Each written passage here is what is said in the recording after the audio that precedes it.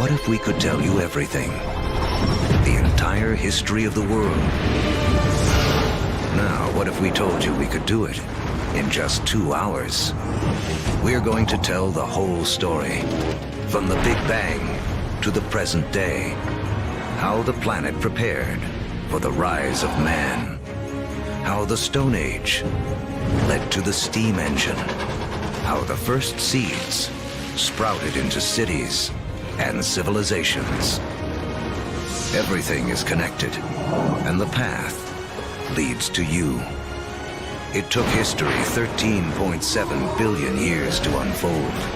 We'll show you everything you need to know in the next 2 hours.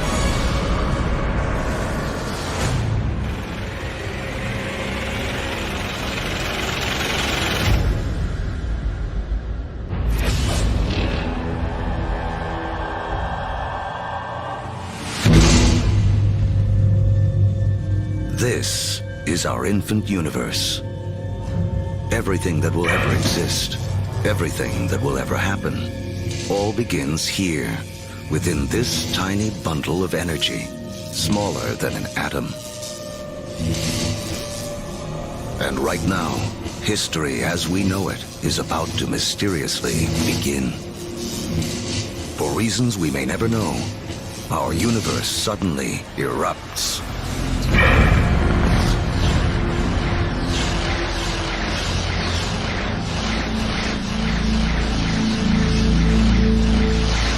In a millionth of a millionth of a millionth of a millionth of a millionth of a millionth of a second, it went from a size smaller than an atom to bigger than a galaxy. Whoosh! What you're seeing is energy, and it's one key to understanding everything that will unfold in the next 2 hours. Within a fraction of a second, the Big Bang creates all the energy that will ever exist. All the energy that will power the stars, that will fuel anything that ever lives. All the energy that you will ever consume dates back to the beginning of time. When you put gas into your car, you're tapping energy that was created during the Big Bang. You're tapping the energy of the universe itself.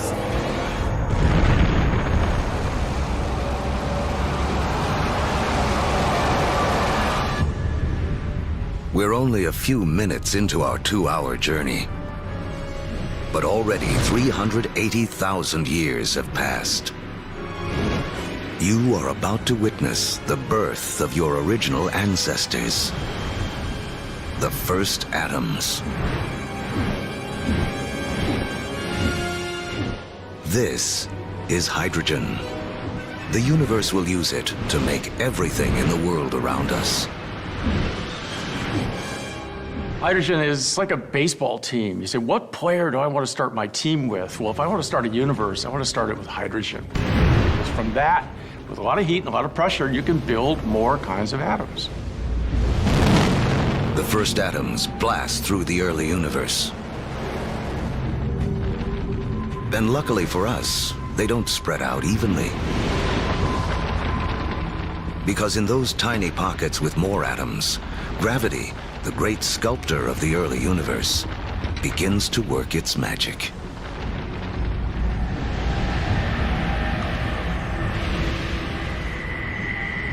The first galaxies are beginning to form, revealing a timeless secret of the universe.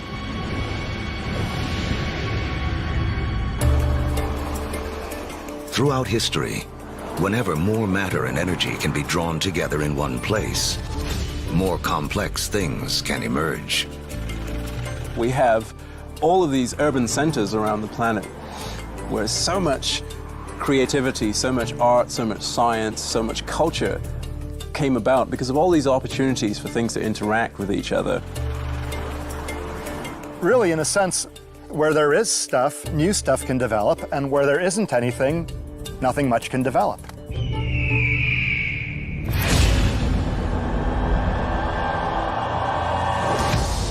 300 million years after the Big Bang, inside of forming galaxies, gravity continues to squeeze together clouds of gas and dust, causing pressure and heat to violently rise. When the temperature reaches 18 million degrees Fahrenheit, hydrogen atoms slam together, creating a new element, helium, and radiating bursts of energy. The first stars are born. Suddenly, there were these new beacons of light shining forth, pouring energy into the universe. Let there be light. But something is missing from this early universe. There are billions of stars, yet not a single planet.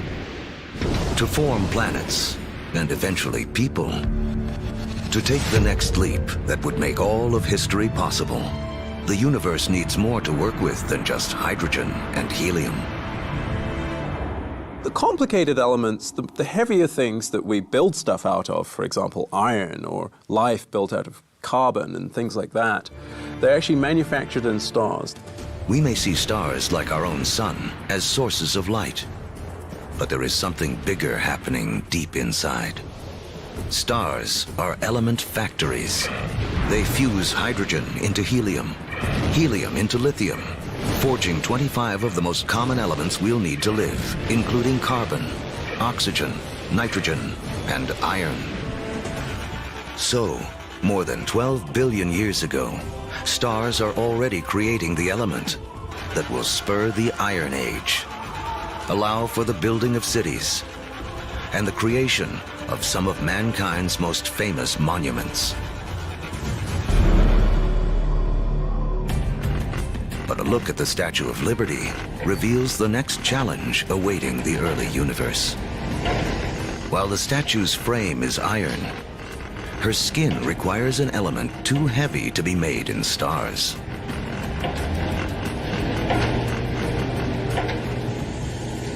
For Lady Liberty to have material for her skin, for there to be gold for wedding rings, or uranium for nuclear reactors, some elements had to be created another way. Stars don't have enough energy to do the job. But if the element factory isn't powerful enough, how about blowing up the factory? Just a few million years after the first stars formed, some of them exploded. Wham! These explosions, known as supernovas, are the biggest blasts in the universe since the Big Bang, providing the extra boost of energy needed to fuse heavier elements. In the fiery blast of their own destruction, stars create uranium, gold, all the rest of the elements that will fill our world, including copper. The periodic table of the elements is really sort of a library of matter in the universe. Those are your building blocks. Everything is coming out of that particular chemistry set.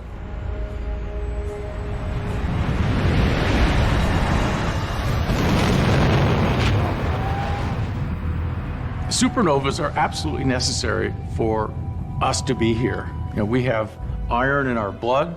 We have little bits of old supernova, therefore, just floating around through us. We are all stardust.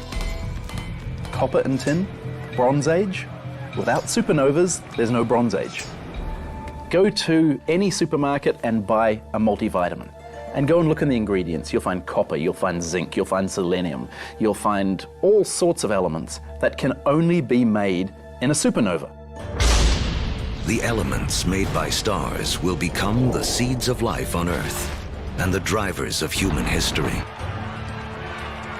But the journey has just begun. Before there can be life, the universe has to build us a suitable home. To build a proper house, you have to assemble the right materials all in one place. Now, when planets form, It's the same thing. It's the materials that you have at hand that's going to dictate the kind of house that your planet's going to be. To get enough of the right material in the right place all at once takes a very long time. Over the next 8 billion years, more than half of history as we know it, the element factories continue their work. Stars explode and are reborn. Each generation with more heavy elements than the last. Until 4.6 billion years ago. Finally, there are enough materials gathered for the next step on the path to us.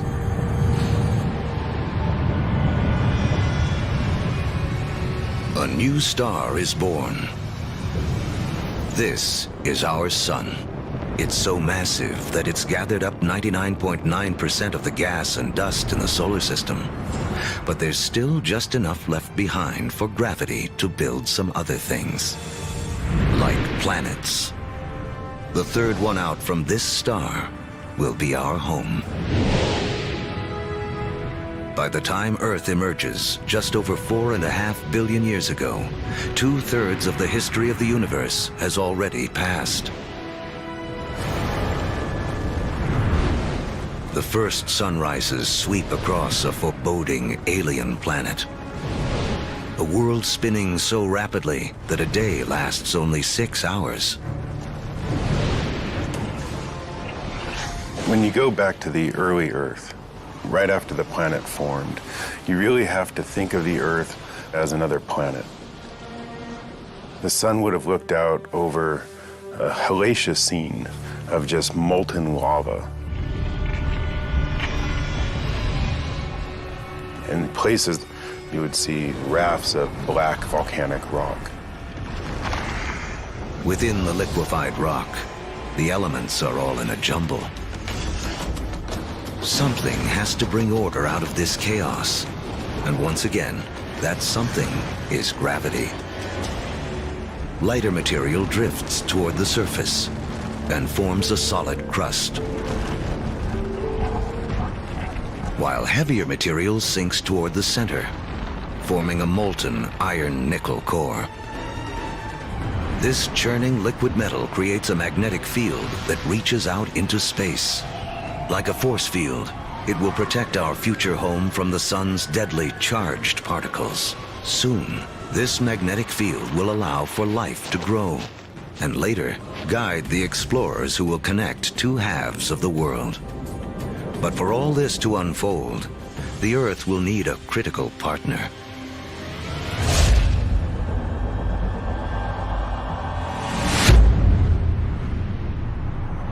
Four and a half billion years ago, an object the size of Mars smashes into the planet at 25,000 miles per hour.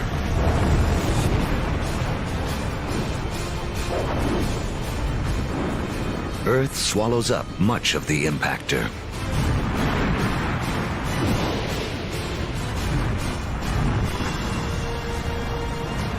But a spray of molten debris is whipped off into space. Within as little as a year, gravity gathers this debris into a secondary sphere in orbit around the Earth, where it has been ever since. The formation of the moon was an incredibly important event in Earth's history. And in fact, its creation over 4 billion years ago is really important to the Earth's climate today. The moon keeps Earth steady. Its gravitational pull prevents the planet from wobbling, saving us from wild climate swings. And the collision that formed the moon leaves Earth tilted on its axis, giving the planet a key ingredient to life: seasons.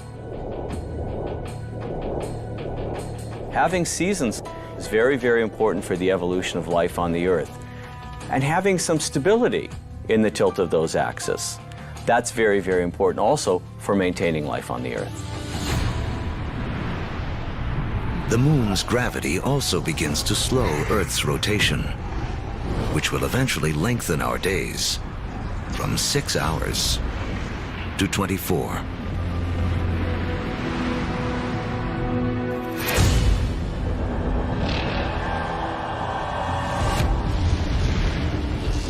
4.4 billion years ago. It's too hot on Earth for liquid water to exist, but there's water vapor, steam in the atmosphere. The trick is how to get it out of the sky onto any world where you hope to have life. A little rain must fall.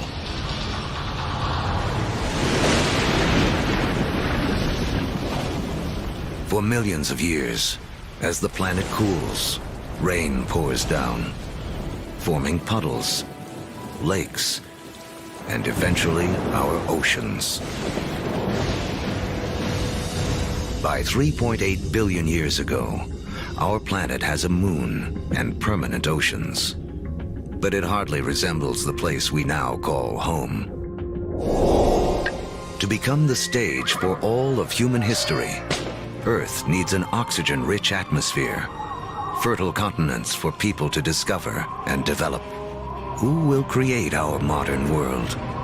There's 1 trillion of them crawling on your skin right now.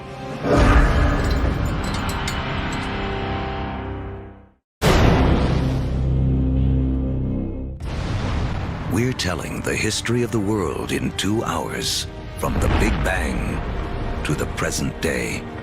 And our modern world holds important clues to the story. In fact, structures like this hide a mysterious link to the first life on Earth.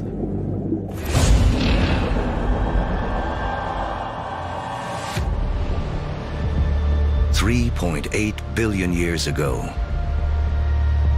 beneath the surface of our primeval oceans,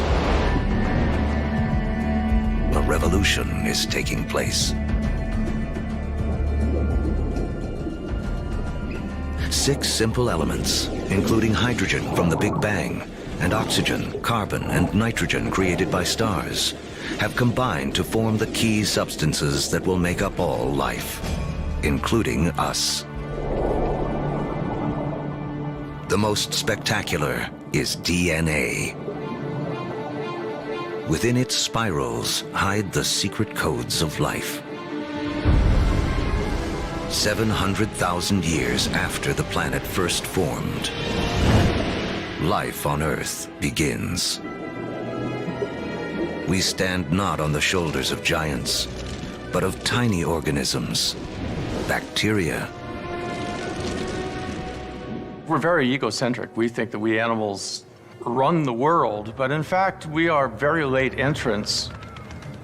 It was an empire of bacteria long before animals. Animals come along, and we like to think that we wiped out that empire. Well, we would be dead if we wiped out that empire. I have within me an entire zoo of bacteria. In fact, each one of us has more bacteria living in our bodies than there are people on the planet. For billions of years, microbes like these will have Earth to themselves. Like our infant universe, the first life is small, simple, and full of possibilities.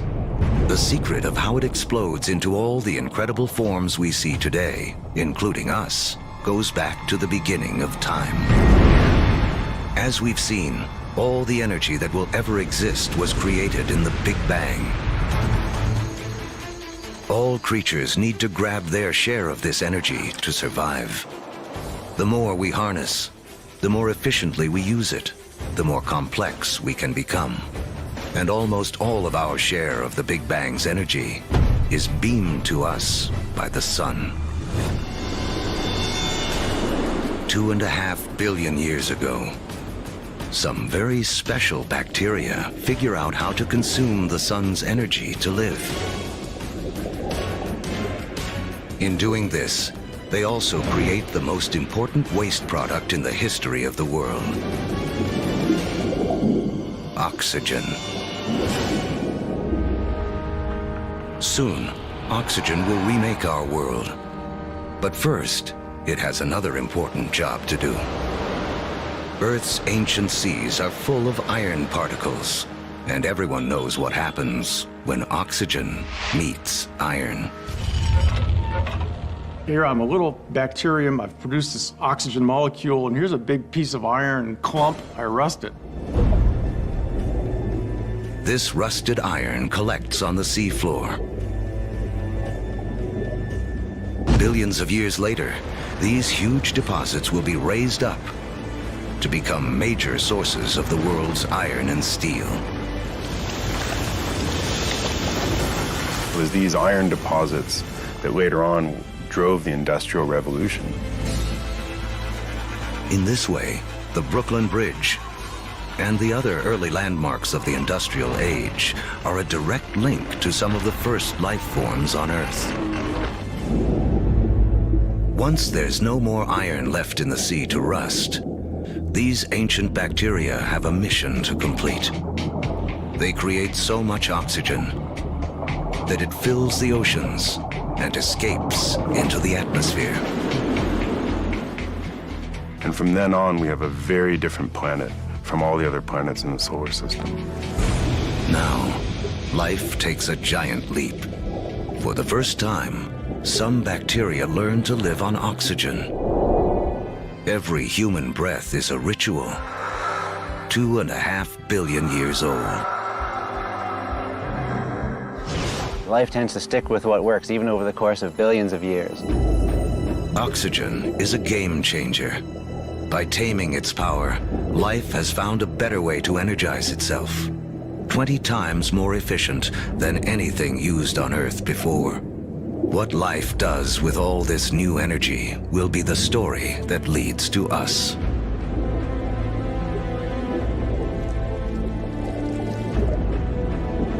Over the next 2 billion years, life becomes more complex. Skies become blue, and so do the oceans that reflect them. Large, solid continents appear. Earth is beginning to look more like the place we now call home.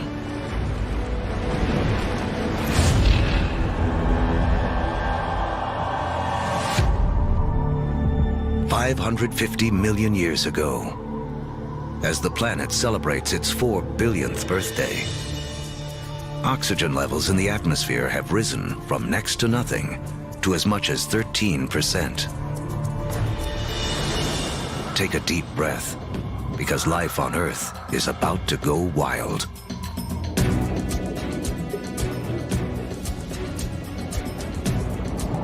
This is the Cambrian explosion, biology's version of the Big Bang.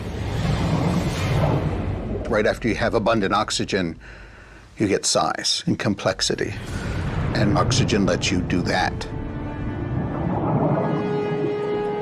It's in this breathtaking span of roughly 30 million years that most of the major animal groups evolve. By 500 million years ago, the first bony fish have evolved in the seas. These fish are our direct ancestors.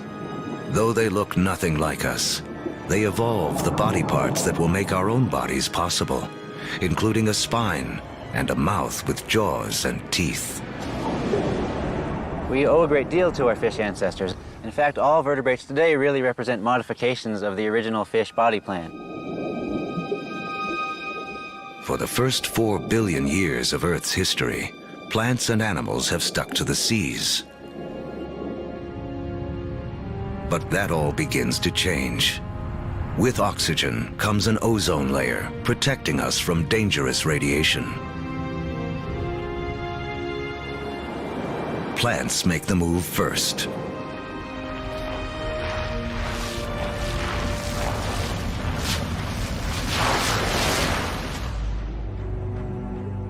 Around 400 million years ago, animals are ready to take the leap. Among the first ashore are the amphibians, whose descendants will include us. The most amazing thing about animal evolution ever, for me personally, is that moment that first amphibian walks out of the primeval ocean onto land and takes a big gulp of air. Kind of like great-great-great-great-great-great-grandpa coming out of the ocean and seeing this fantastic world. And it's like, hey, I can live here. Look at those trees, look at those bugs. There's food here, I can do this.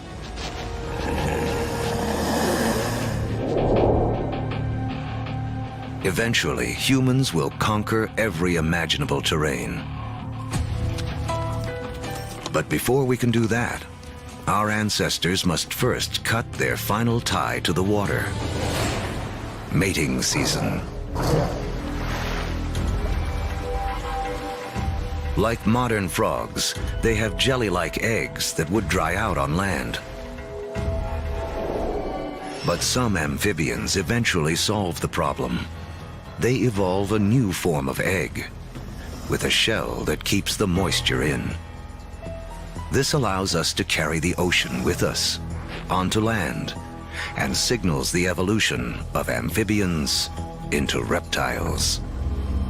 You could be 300, 400, 500, 1,000 miles away from water and still have the water in that egg in order to birth. That is the key. It cuts that final tie to the ocean. That way we could colonize the rest of the land.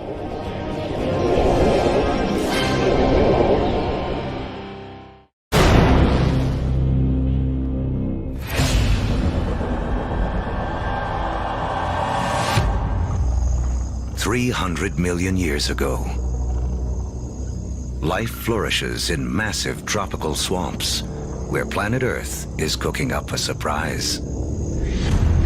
As plants die here, they are buried, compacted, and cooked. Energy created in the Big Bang and radiated by the sun to plants on Earth is now locked away underground as coal, a gift to be opened by human beings millions of years in the future.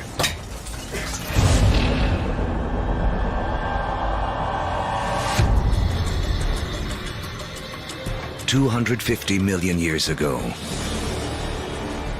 an apocalypse unfolds. The biggest spike in volcanic activity since the early days of the planet.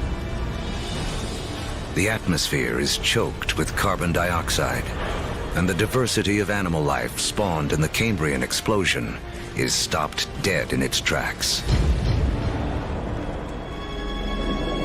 More than 70% of all species on Earth go extinct in the worst mass die-off in history, the Permian extinction. Extinction is a recurring character in the story of planet Earth. 5 times in the last 500 million years, some cataclysm wiped out the dominant species. It's a reshuffling of the deck that allows new creatures to take hold. New creatures like the dinosaurs. Dinosaurs will reign for the next 160 million years. During that time, the first hardwood forests appear. And after more than 4 billion years, the moon's gravity finally settles Earth into a 24-hour day. At the start of the dinosaur era, the continents are clustered together into a single landmass we call Pangaea. But now, they start to break apart. Africa separates from South America. The vast Atlantic Ocean opens up, creating what will become one of the defining barriers of human history, the gulf between the old and new worlds. The undisputed stars of the dinosaur era are animals like Triceratops and T-Rex, but there are some important creatures scurrying around their feet. If we were to trace our lineage back far enough, we would come to really small shrew-like mammals surrounded by these titans of reptile life. During that time, mammals, we were living on the fringes. We were maybe stealing dinosaur eggs, maybe just eking out an existence. So the dinosaurs kind of held us back. The biggest headline of the history of dinosaurs, which is 160 million years, is that we lost. Mammals lost. We couldn't get much bigger than a small cat. For 160 million years, all the medium-sized, medium-big, big, gigantic, and stupendous animals were dinosaurs. For that whole time. They beat us fair and square. But the deck is about to be reshuffled.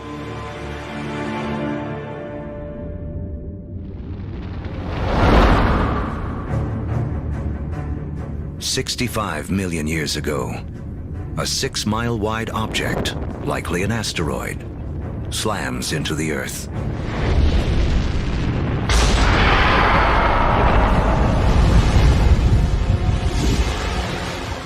A dust cloud blocks out the sun. Temperatures plummet. Every creature on land weighing over 50 pounds goes extinct. The reign of the dinosaurs is over. The greatest gift that the dinosaurs ever gave us was dying. When they went extinct, it gave the mammals time to rise. It doesn't take long after the disappearance of the dinosaurs for the first true primates to appear.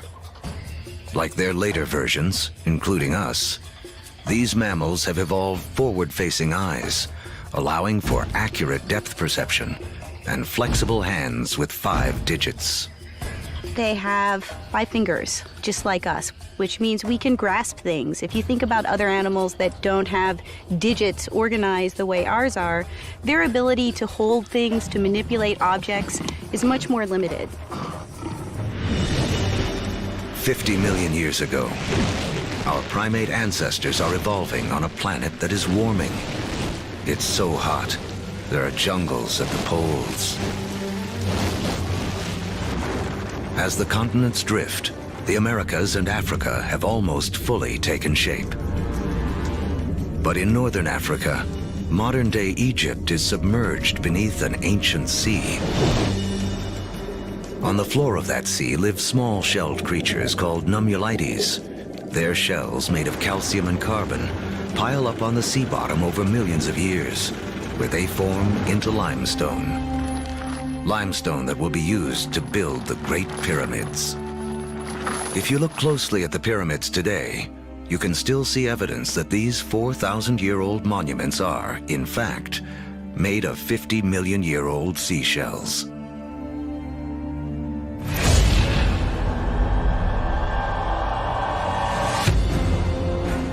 By 10 million years ago, Earth is morphing into a world most of us would recognize. The Colorado River is carving out the Grand Canyon. Mountain ranges like the Himalayas have arisen.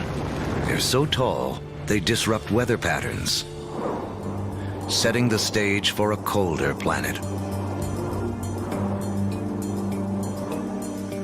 The Isthmus of Panama emerges to connect North and South America, cleaving the connection between the Atlantic and the Pacific, disrupting ocean currents and tipping the world even more towards an ice age.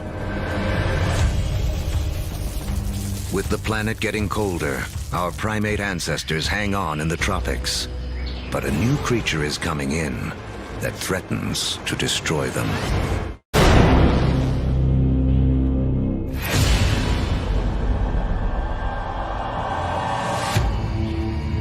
"7 million years ago, our primate ancestors lived safely in the trees. But their neighborhood is about to be invaded.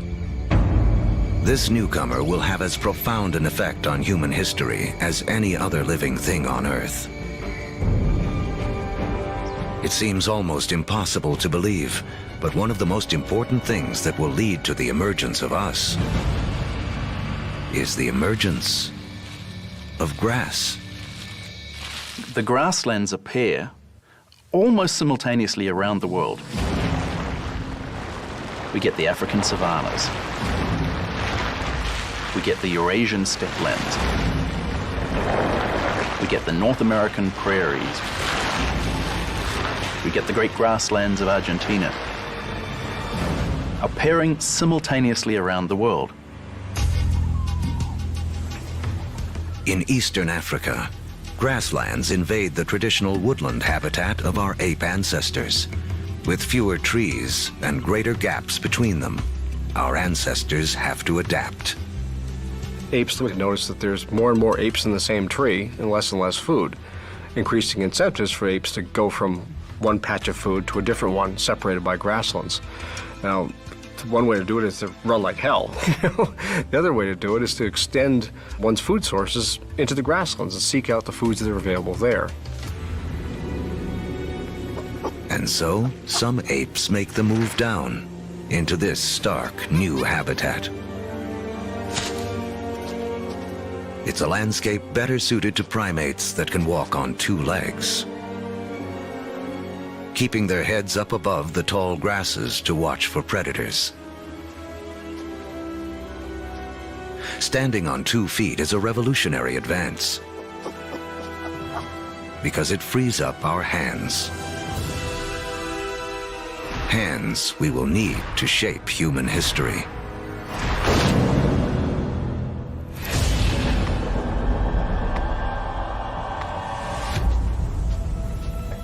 $2.6 million years ago,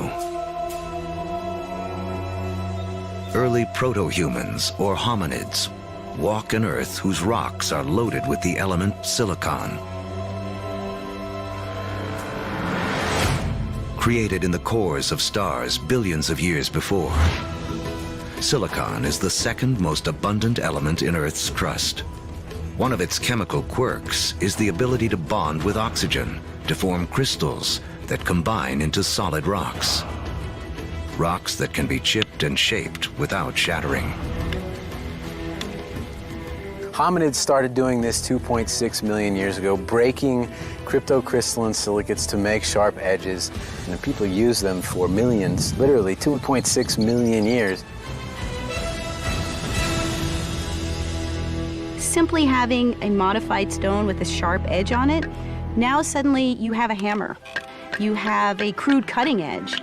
A simple modified stone means a human can suddenly do 1,000 more things than we could do previously.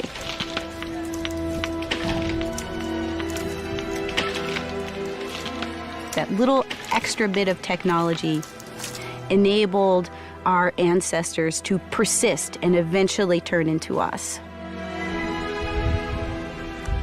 Silicon launches the first technological revolution, the Stone Age. Millions of years after it powers our first handheld devices, another chemical quirk of silicon will make it the height of technology once again. The next leap towards becoming truly human relies on a little-known secret of our home planet. In the known universe, it turns out Earth may have a rare and special power.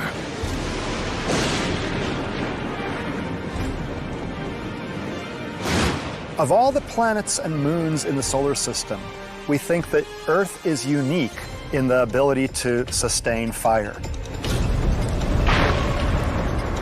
Other planets and moons have lightning and lava. But only on Earth do we have the two critical things we need for fire to burn. A vast fuel supply in the form of plants and trees, and an atmosphere full of oxygen to fan the flames. If fire wasn't a possibility, you'd have nothing like us running around. Homo sapiens, they made a world with fire.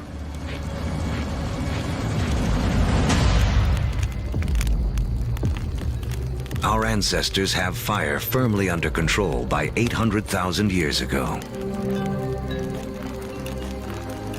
It's a skill that connects us back to the very beginning.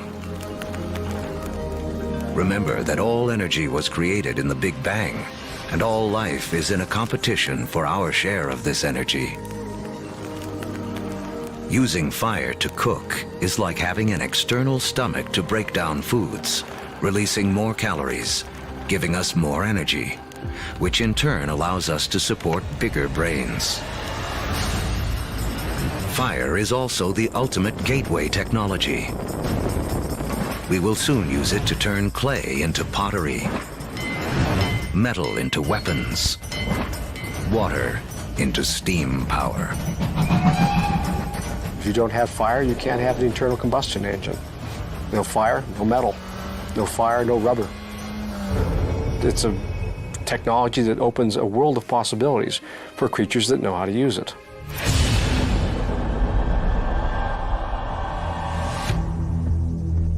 $200,000 years ago, the modern human has fully taken shape. The larynx, or voice box, which is high up in the throat in our ancestors, descends.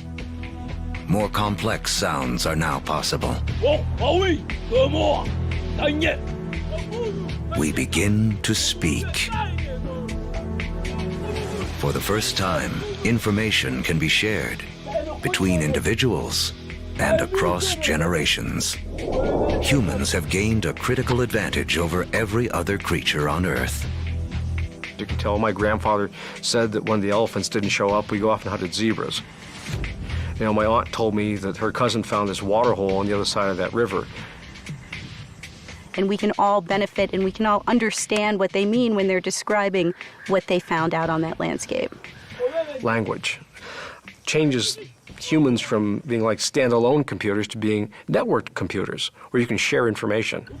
You know, one doesn't need to depend on one's own personal experience. One can borrow the personal experience of anyone with whom one can communicate. That's a powerful advantage. No other creature has that. As a species, humans become exponentially smarter. The global game board has been set, and we are now ready to play.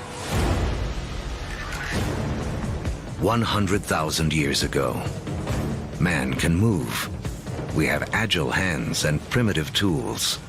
We can communicate and control fire. We are finally ready to expand out of our African home on a path millions of years in the making.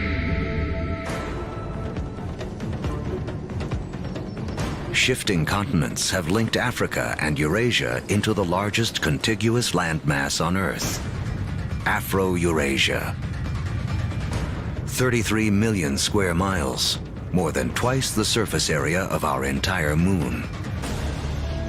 For early humans, this means more than half the land on Earth can be reached on foot. Human dispersal was a crucial game changer. We are one of the few primates that live on more than one continent simultaneously. So what that means is that we're better insulated from the kinds of things that cause big mammals to become extinct than other primates are. It's extinction insurance. Dispersal is extinction insurance. But just as the world begins to open itself up to man, the planet turns on us. An ice age begins. Now the planet will test us like never before. By 50,000 years ago, glaciers begin to advance down from the North Pole. At the same time, humans continue their conquest of the globe, arriving in China and Australia. By 30,000 years ago, Homo sapiens reach Europe for the first time. By 20,000 years ago, with the ice nearing its most extreme, the march of man reaches the frigid tundra of northeast Siberia. Despite the trials of the Ice Age, man endures and develops the last skills we will need to be truly human. The clues lie in these symbols. We have taken an intellectual leap to think beyond the here and now, beyond what is simply needed to survive. We can only start saying we have an organism that is human, that is the same as us, when we start seeing evidence of symbolic thought. It's when we start seeing a picture of a cow that everybody will recognize as the picture of a cow. Because only when we start seeing all of those things can we say that is a human. People or creatures that think like us, that see the world in the same way as us. And from that moment on, human history was marked to be radically different to any other species on this planet. Now, with huge amounts of the planet's water locked up in ice, sea levels plummet by 300 to 400 feet. The last great barrier to the spread of man is erased. We come across the Bering Land Bridge from Siberia to North America. We are telling the history of the world in 2 hours, and in just 1 hour, more than 13 billion years have already passed. These years of preparation have allowed man to finally emerge and spread out across the planet. And human history as we know it can truly begin.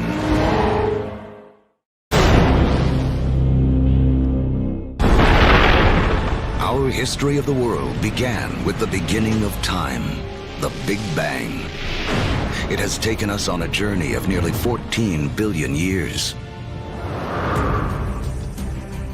Now, as humans take center stage, it's important to remember just how small a slice of history we actually occupy. To make things simple, imagine compressing 14 billion years of history down to just 14 years. On this scale, the Earth would have existed only for the past 5 years. So that's about a third of the history of the universe. Large, complex creatures would have developed 7 months ago. On this scale, dinosaurs went extinct only about 3 weeks ago. The entire recorded history of humans would span only the last 3 minutes. Modern industrial societies, the Industrial Revolution effectively, 6 seconds ago. What this shows me is that we humans have been around for only a very brief instant in the recorded history of the universe. Mankind has waited billions of years for our brief instant to shine. As the stars and our evolving planet carried out the slow work of organizing the elements in a way that would make human history possible.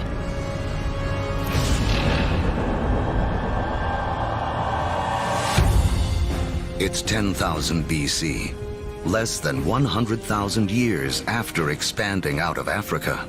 Man has reached South America. Humans have met the adversity of the Ice Age head-on, and rather than die off, we have adapted, become even more intelligent. And now we have colonized the entire globe. From coast to mountaintop,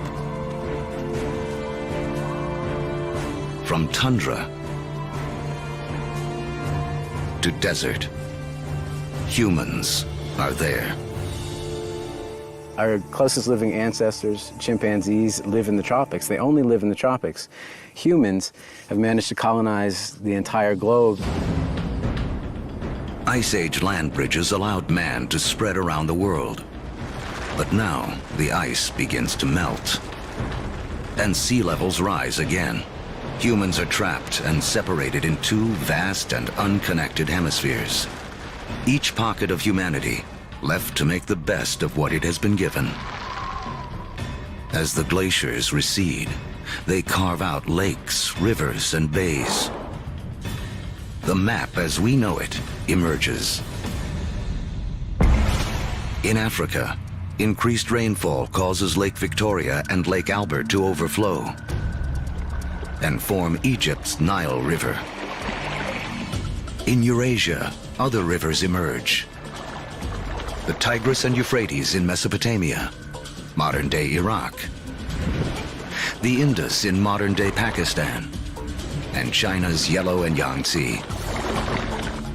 These river valleys become critically important for how human history will now be played out following the retreat of these ice sheets. These are the river valleys whose waters and fertile soils will allow the first seeds of civilization to be planted. With temperatures warming after the Ice Age, plants and animals are more plentiful, and man can finally choose to stop moving. Permanent settlements begin. Populations grow,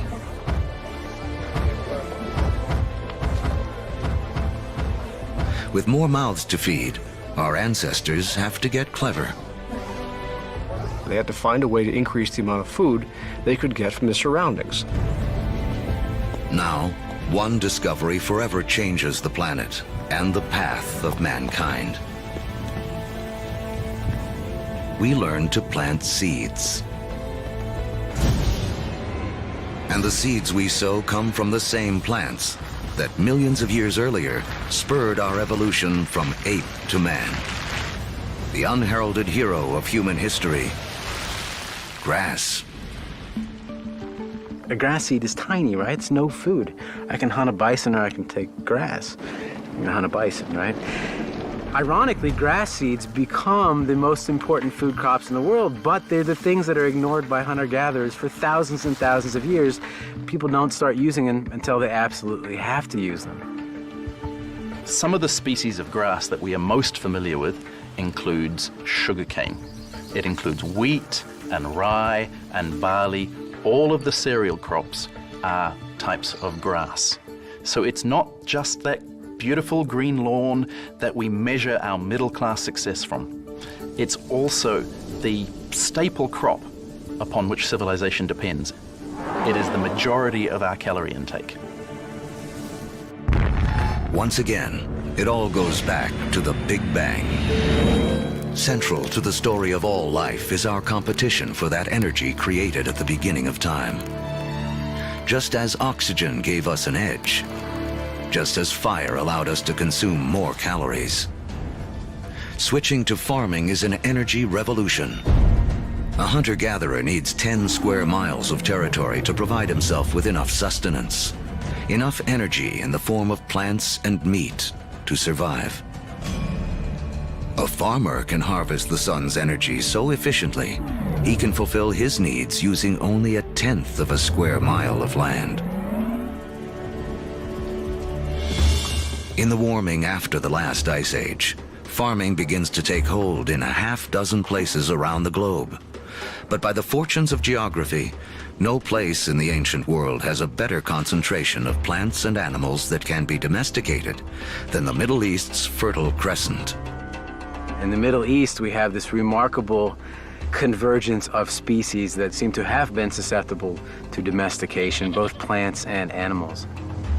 In terms of animals, we're talking about cattle, pigs, sheep, and goats. In terms of plants, 2 varieties of wheat, rye, barley, lentils, figs, all in this very small part of the world. Unlike the Fertile Crescent and the rest of Afro-Eurasia, places like sub-Saharan Africa and the Americas have very few wild species that can be easily domesticated. It's a critical difference. People blessed with the right mix of plants and animals will become more powerful and get a massive head start on the road to the modern world.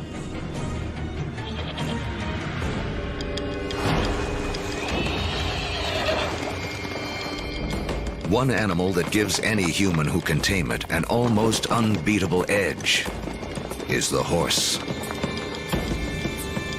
It's a little-known fact that although horses first evolved in the Americas, they died out there along with many other large mammals around 10,000 BC.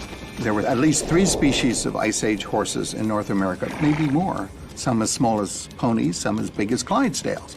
And they had evolved in North America for 40 million years. They're part of the whole history, and then they're gone. They're gone. These powerful potential allies disappear before they can be used by the first North Americans. Fortunately, before that happened, large numbers of horses escaped back across the Bering Strait land bridge and spread out across the great grasslands, the steppe lands of Central Eurasia. A narrow escape that had a profound effect on human history. Around 4000 BC, nomadic people in Central Asia learned to tame them for the first time. Domesticated horses will be harnessed across Eurasia, advancing everything from work to warfare. Perhaps no other animal has had a bigger influence on the course of human history. And the circle wouldn't be complete for another 5,000 years when Christopher Columbus would bring horses with him on his second voyage to the Americas. His horses would be the first to set hooves in the Americas since the Great Die-Off over 10,000 years earlier.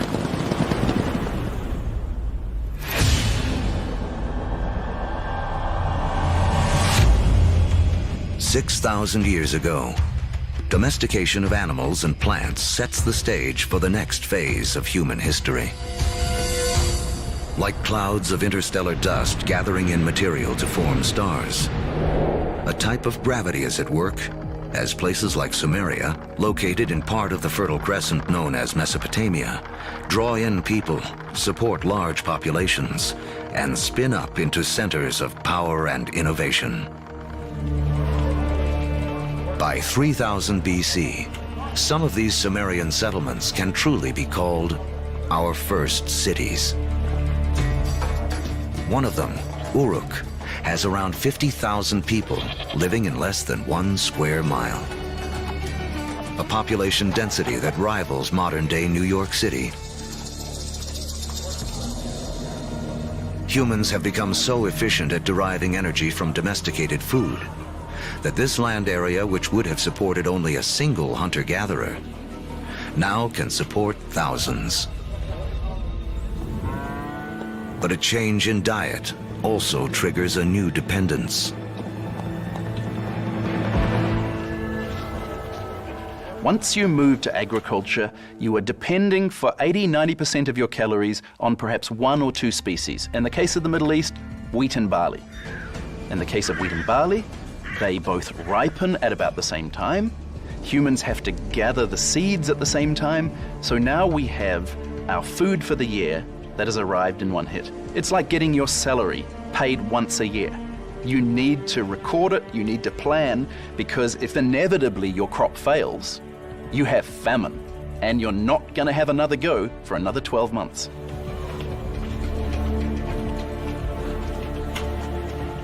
In these first cities, crops are king.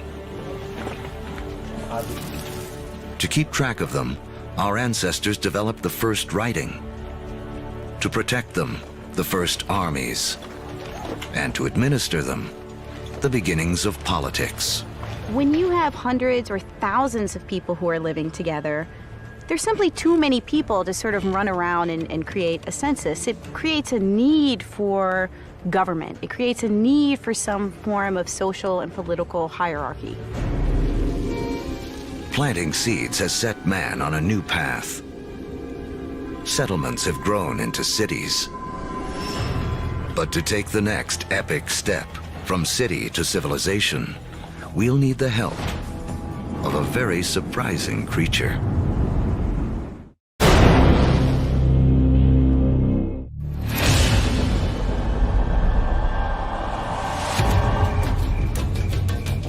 "5,000 years ago, after wandering the Earth for more than 100,000 years, mankind has begun to settle down. We cluster near rivers, along the Tigris and Euphrates, the Nile, the Indus, the Yellow and Yangtze. Civilizations are about to take off. But first, they must all master one thing: trade. The more they exchange goods and learn from other lands, the faster they grow. It seems that long-distance trade and communication is a necessary precursor to allow urban civilization as we know it. And surprisingly, the first civilizations arise on the back of a creature with a lowly reputation in the modern world: the donkey. The donkey caravan is the interstate highway and high-speed internet of its day. Their routes will lay the groundwork for the modern world. Moving not only goods like timber and bronze, but ideas and stories. The civilizations they connect will be some of the first described in the Bible. The caravan routes converge at the Persian Gulf. where they link up with ships that carry goods to India. It essentially brought these civilizations together into great cultural and material exchange, and really was the beginning of the trend towards globalization. It is a key to understanding how our world works to this day. Just like the first civilizations, we trade and form networks. These networks form hubs. And throughout history, being at that hub has meant one thing. The amount of ideas, the amount of cargo that passes through a region seems to have a direct correlation to how powerful and important they are. By 2000 BC, humans have gone from humble huts to massive monuments. In Africa, great pyramids arise on the banks of the Nile. The first stages of Stonehenge rise up in ancient Britain. And back in Samaria, artificial temple mounds called ziggurats climb ever higher toward the heavens. To cement these massive structures together, the builders of Samaria turned to a substance that oozes from seepages along the Euphrates River. It's called bitumen. Used as asphalt in the modern world, it is the first petroleum product to be exploited by mankind. While bitumen is highly prized, the lighter, thinner substance oozing from the ground along with it is considered a nuisance by the ancients because it catches fire so easily. The ancients call it naphtha. We call it gasoline. And it's one of the first indications of the vast oil fields that will one day turn the cradle of civilization into a center of wealth and warfare. The legacy of these first civilizations can be seen in surprising ways. The Sumerian counting system was based on the number 12 rather than 10, which is why we divide our days into two 12-hour blocks, our hours into 60 minutes, and our minutes into 60 seconds. The Sumerians also likely invented the wheel, which eventually leads to another innovation that will change the course of man, the chariot. Thus bringing together the Sumerian invention of the wheel, right, with the domestication of the horse that had occurred amongst these nomadic peoples into this really formidable piece of military technology. Around 1200 BC, a chariot-driven clash of civilizations cuts off trade routes for copper and tin, the metals we need to make bronze tools and weapons. But luckily,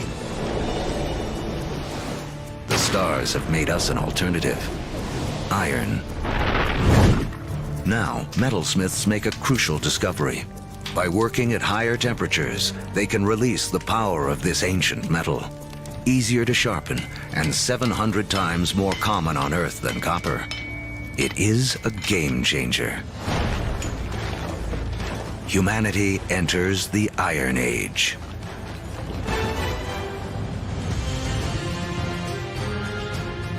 As we reach the first millennium BC, history has taken us on a wild ride. From the initial blast of the Big Bang to the formation of Earth and its first creatures, and the rise of man. We've seen the Ice Age create bridges to spread mankind around the world, then strand us on different continents, leaving us to survive on what we have at hand. So by 1000 BC, the world remains a divided place. The trade network that connects much of Eurasia and North Africa doesn't yet penetrate the planet's driest deserts or cross the vastest oceans. Cut off by geography are people in places like sub-Saharan Africa and the Americas. With few easy-to-domesticate plants and animals of their own, they remain tied to more ancient ways of life.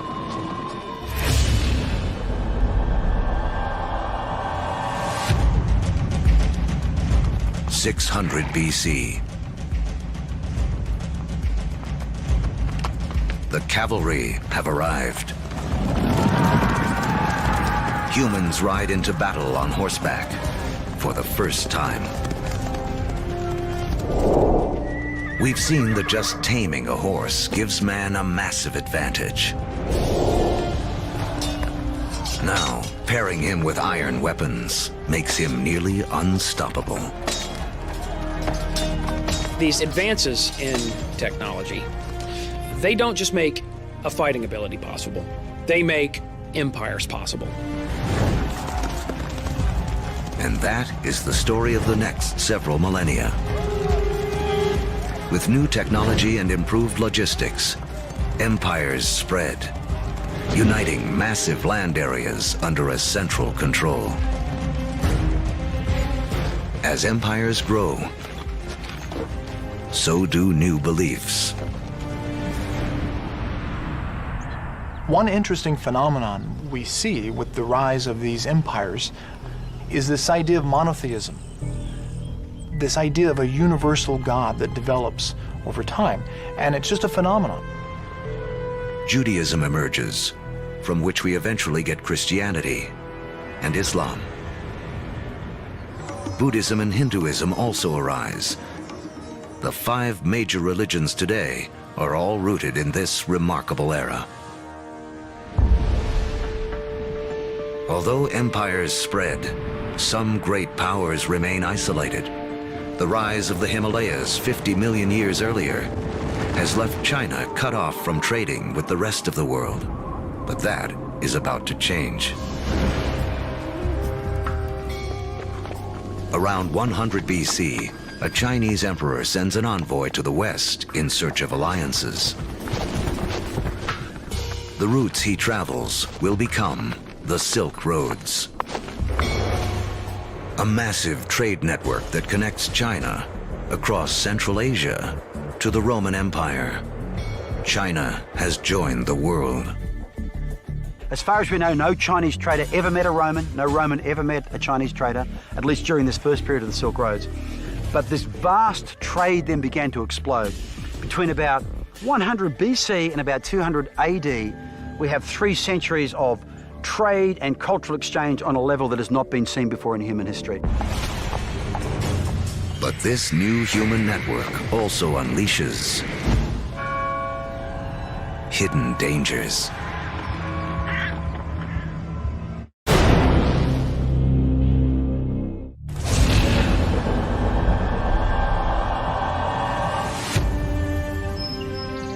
By the beginning of the Common Era, great empires have risen, and a massive trading network connects most of Europe and Asia. But the trade routes also carry an invisible threat.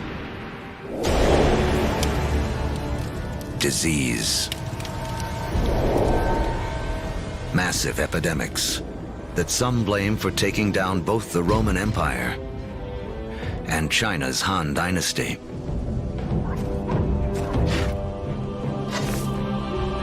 But these networks also lead to the spread of religion. In 312 AD, the Roman Emperor Constantine converts to Christianity, paving the way for it to become the dominant religion of Europe and the West.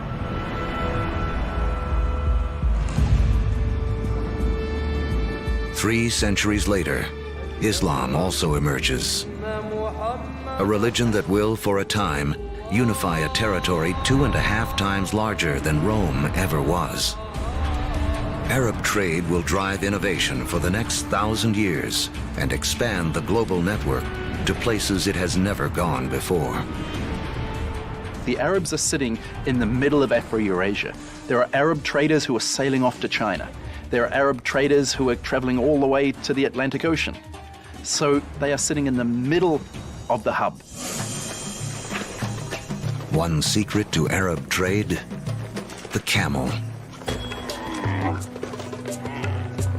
A creature whose ancestor, like the horse, escaped across the Bering Land Bridge out of North America.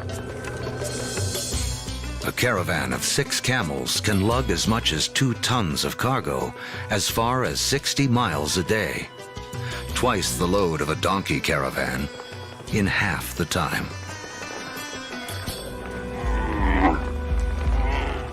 For the first time, camel caravans open up reliable trade routes across the formidable Sahara Desert, leading to the formation of the first states in West Africa. Arabic trade expands, moving salt from the Sahara to Rome, rice from Eastern Asia to India, the secrets of making paper out of China into Europe, and countless other inventions and ideas around the world.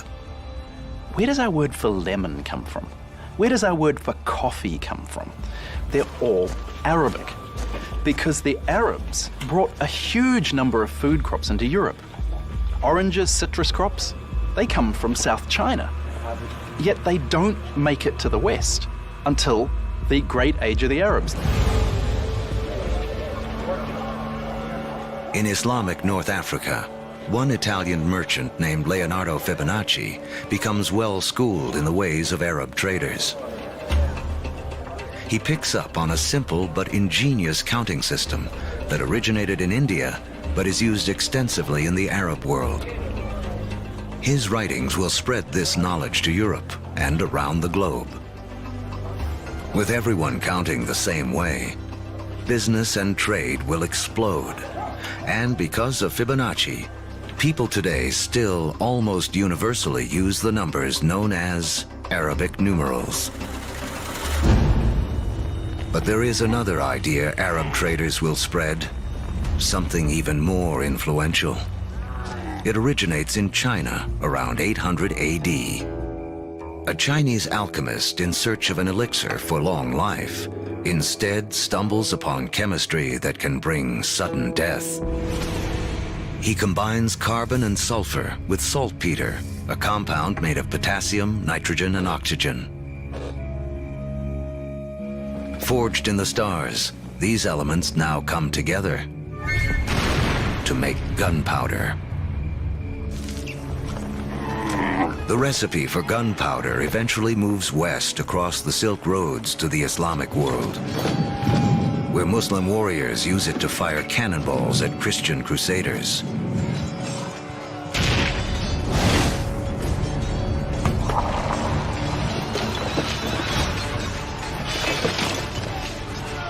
Europeans pick up on the idea, embracing and perfecting gunpowder weapons.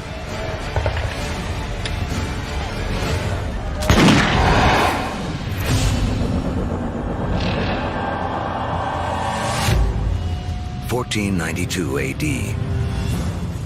There are roughly 400 million people in the world, but it is still divided in two.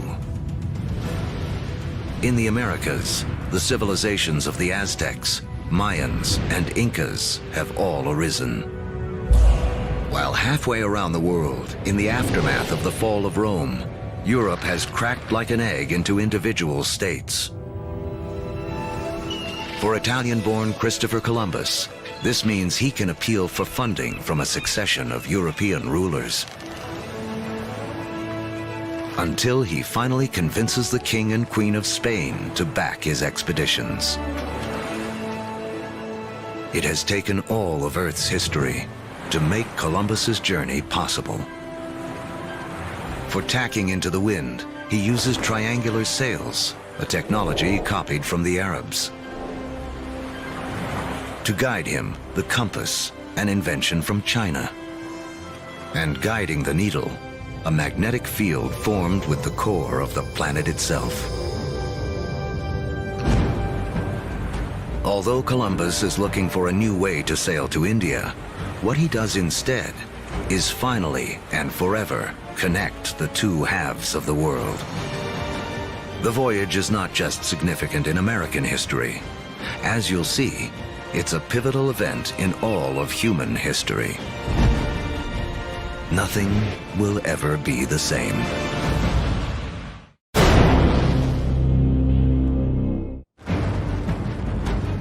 The end of the Ice Age marooned large pockets of humanity on separate sides of the globe for over 15,000 years. Now, that's all about to change. The voyage of Christopher Columbus in 1492 is taught as one of the most significant events in American history. In fact, it's one of the most significant events in all of human history. Prior to that voyage, the great world zones had existed largely in isolation. By crossing the Atlantic, Columbus opens up the vast American world zone, these two enormous continents of North and South America, with the millions of people that are living there, the resources that are available. And for the first time, people living in Eurasia become aware of this other part of the world. Until the voyage of Columbus, these people may as well have been living on different planets, so isolated were they. A trade network that started with the first civilizations, connected Europe, Asia, and Africa, now reaches across the Atlantic. In this vast new global network, new hubs will form. And once again, power will shift. For most of the last 2,000 years, Europe hasn't been that important. Then we get the age of Columbus, and what do you know? This is exactly the time where we see the rise of the West. This is when the West starts taking over, when it gets itself smack bang in the middle of the biggest exchange network the world has ever seen. Now, foods that had been isolated on disconnected continents begin to move around the world. Maize from the Americas shows up in Egypt and China. Potatoes from the Andes prove perfectly suited to the soils of Ireland and Russia. The old Fertile Crescent grains, like wheat, begin to feed the Americas. New foods mean more calories, more energy. Within 3 centuries of Columbus's voyage, the population of the world will more than double to 900 million. But the unequal hands dealt to the 2 hemispheres now play out in a deadly climax. European conquistadors, inheritors of the agriculture and animals of the Fertile Crescent, and the trade spread along the vast networks of the Old World, come bearing guns, riding horses, and carrying infectious diseases. The result, slaughter. In the years following Columbus's first voyage, 95% of the native population in the Americas will die from European guns and germs.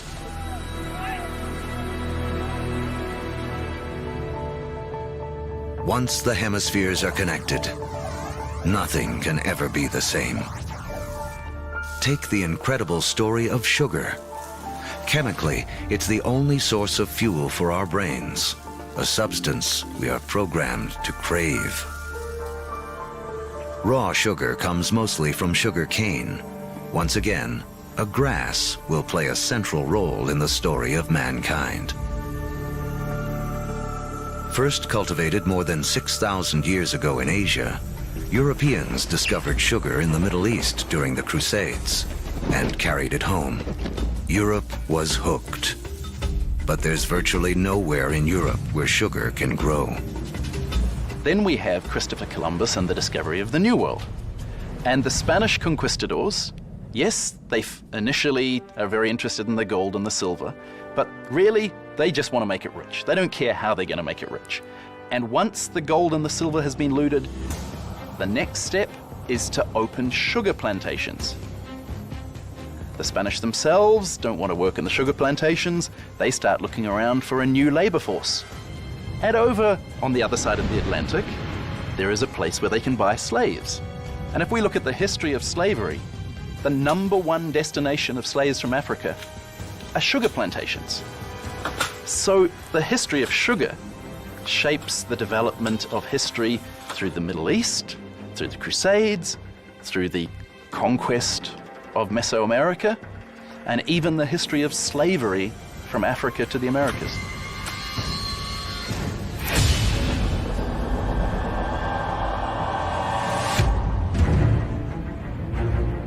In the year 1700, mankind has hit a wall. Most humans continue to live simple lives, more like our ancient ancestors than our own. When you think back to the world in 1700, most people were farmers, most people practiced small-scale subsistence agriculture, most manufacturing was done in workshops.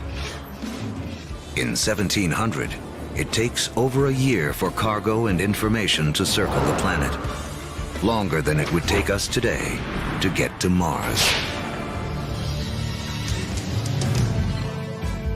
What's holding us back is how we power our lives. In Egypt of 2000 BC, 90% of all work was done by human muscle, with animals kicking in the rest.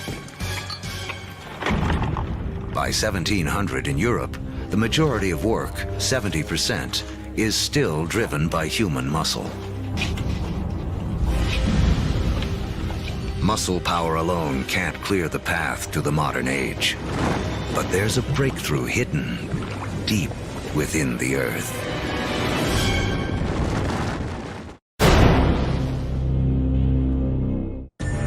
As our history of the world in 2 hours races towards a close, mankind has hit a wall.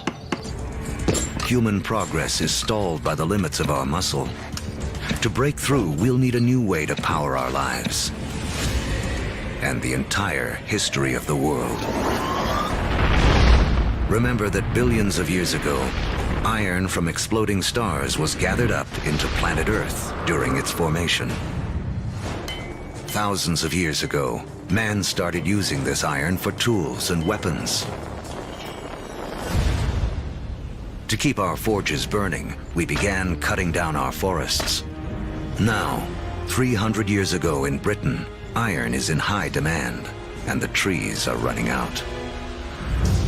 The British need a new source of fuel, and thanks to the decayed remains of ancient ferns, they have one. Coal. But coal itself won't power mankind into the modern world. There's one more fateful twist in the story. As the quest for coal takes miners ever deeper into the ground, water begins flooding the tunnels. To pump out the water, a new invention is needed. In 1712, Thomas Newcomen produces a pump powered by burning coal and driven by steam. Newcomen's machine is the first practical steam engine.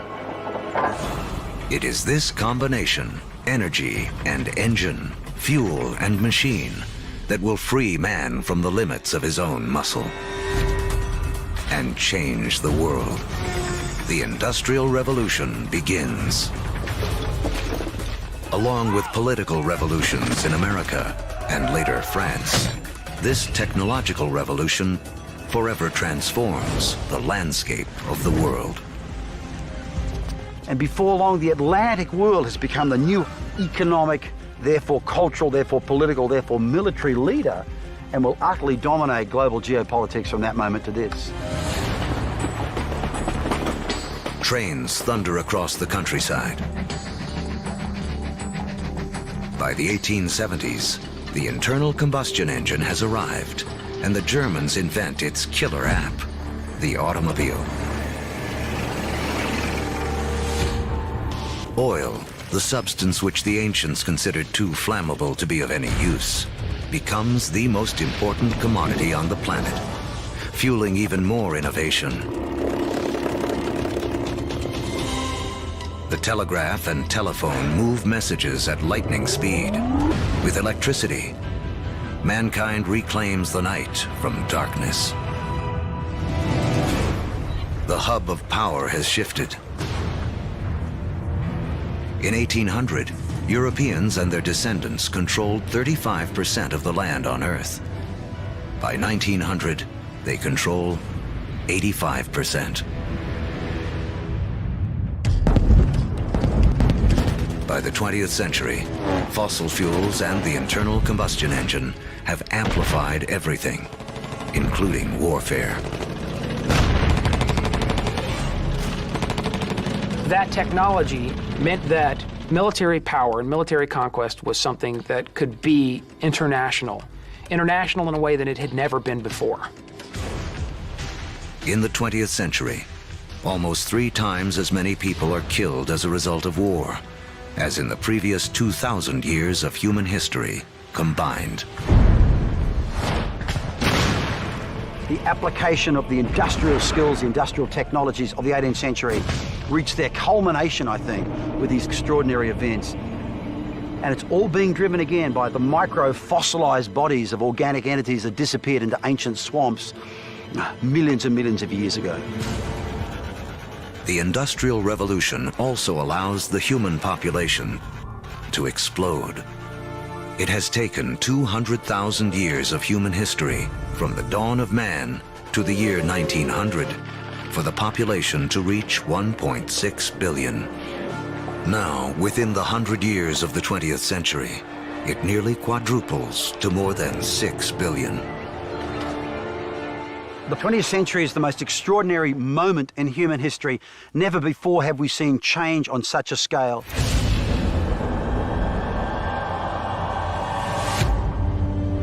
Today, humans number close to 7 billion. We are the dominant players on the planet. We have learned to harness 50,000 times more energy than our ancestors just 10,000 years ago. This energy drives our fast-paced lives and a literal World Wide Web, a network that, as we have seen, has been in the making for as long as humans have walked the Earth. Our 2-hour story is coming to an end. A story that really began 14 billion years ago with a tiny universe where everything was all in one place. Then the Big Bang. All the energy that has ever existed, created in an instant. Gravity sculpted our universe. For billions of years, stars and supernovas created all the elements we would eventually need. Then an extreme Earth took shape and settled into just the right conditions to support life. As the planet evolved, life competed for energy and grew more and more complex. Eventually, the conditions were right for our species to rise. We mastered stone and fire. When the Ice Age came, we spread around the planet. And when the ice melted, we were stranded on different continents. We learned to bend plants and animals to our will. We built cities, then civilizations. We created a vast network that linked empires, joined continents, then crossed oceans. Just when it seemed we had reached our human limit, we found the energy and technology to carry us into the future. On Earth, the seeds of the past have bloomed into a present filled with energy and creativity. The stories of billions of lives have played out against the backdrop of a universe almost too vast to comprehend. In everything that we do, in all that we are, we remain living monuments to the past as we continue to make history every day.